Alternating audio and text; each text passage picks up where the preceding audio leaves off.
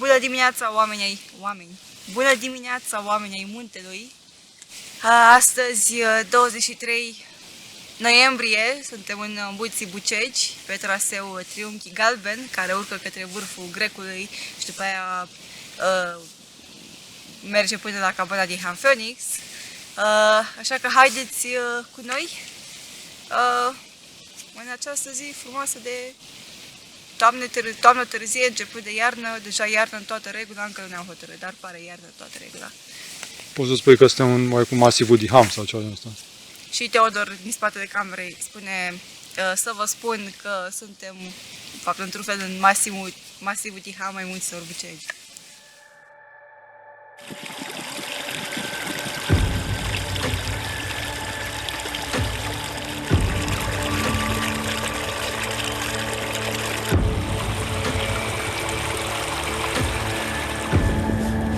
Căldură mare, monșer.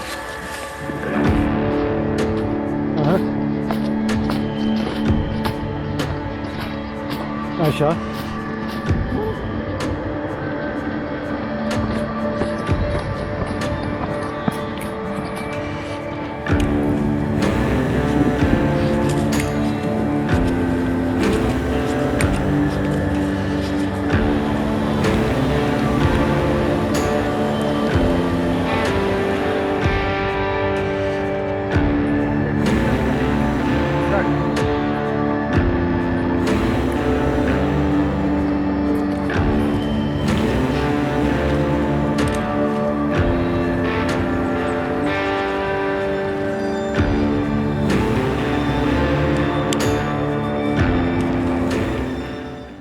Traseul este plin de zăpadă, ninge, din fericire nu prea bate vântul așa rău cum ne așteptam, deci e ok.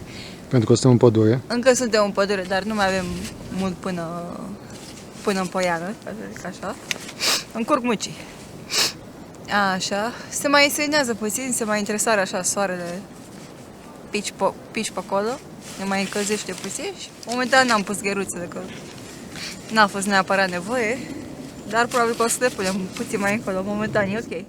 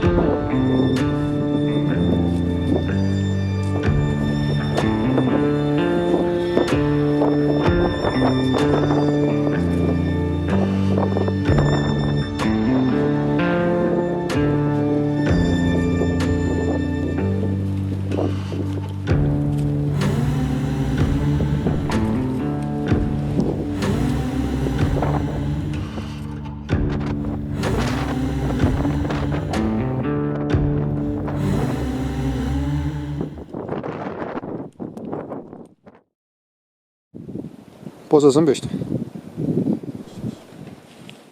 Cum să au copacii? Teodor mi-a zis că pot să zâmbesc. Este o urcare pieptiș, dar nu atât de pieptiș, până pe vârful Grecului. De pe vârful Grecului am făcut dreapta înspre vârful Leuca Mică. Așa? De ce? Pentru că pe vârf era un vânt foarte, foarte puternic și zăpada este foarte mare. E furtună de zăpadă. Mă. E apocalipsa sus și suntem doar la 1400 de metri. Vă dați seama ce e mai sus în Bucegi. Exact, nu? Da. Planul inițial ar fi fost să mergem până la cabana din Han Phoenix, dar cum ne-am mișcat destul de greu prin zăpadă și nici n-am fost cei mai matinali oameni cu putință. Niciodată nu suntem cei mai matinali. Niciodată, da. O să renunțăm la ideea de a merge până la cabana din Han Phoenix, pentru că planul este să ne întoarcem înapoi la gara din Azura, dar facem o buclă pe traseul paralel cu traseul pe care am urcat. Mi se pare. Da. Suntem echipați foarte, foarte bine. Avem inclusiv gheruțe. N-a fost nevoie momentan de gheruțe pentru că zăpada este destul de pufoasă, de apoasă. Foasă sau apos? Da, mă rog. Da. Așa, pantalon de iarnă. Eu am, cred că, 5 straturi de haine pe mine. Bafăre, căciuli, mânuși, așa. Șosete de schimb, în caz de așa.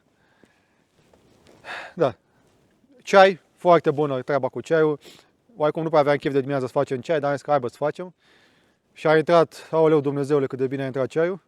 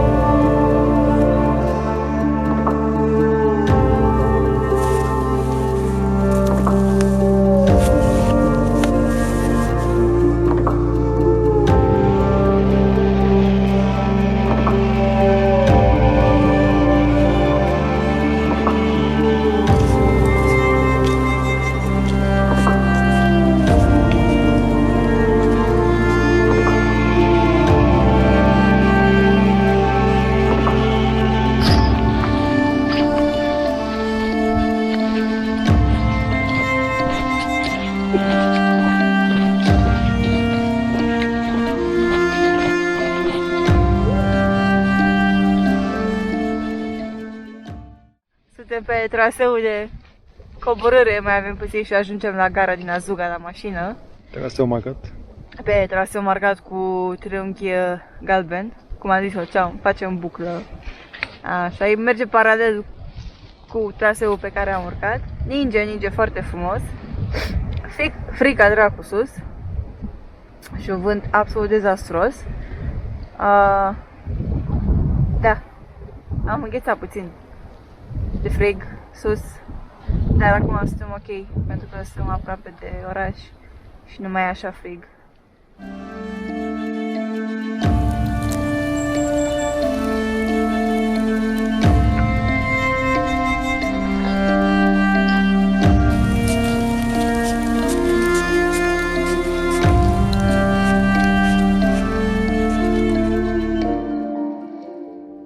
Ninge ca în povești! Am prins o zi cu zăpada din belșug. Deși încă nici măcar nu e decembrie, ninge de rupe. Foarte fain.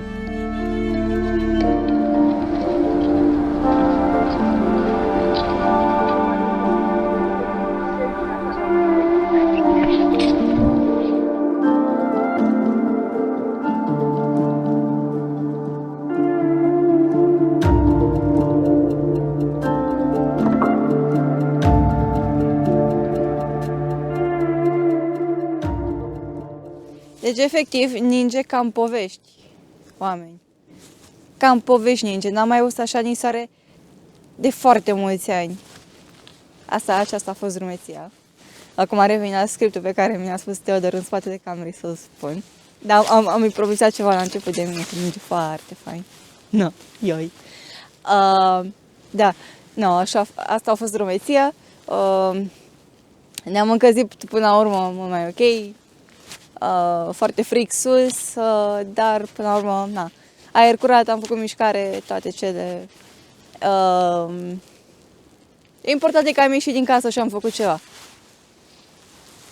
Și o mică paranteză, eu acum am revenit după o luxație de gleznă. Iar? Iar. Dar sunt ok acum, teoretic. Da. 3 săptămâni în care nu... Dar da, Denisa e mai specială. Na. Și cam atât. Ieșiți din casă, faceți mișcare, e frumos afară. Responsabil, evident, cum spune Teodor din spatele camerei, nu fiți ca Denisa. Așa. Și dacă vă place acest filmuleț, nu uitați să like, share și subscribe, pentru că ne ajută și suntem drăguți așa de felul nostru. Pa!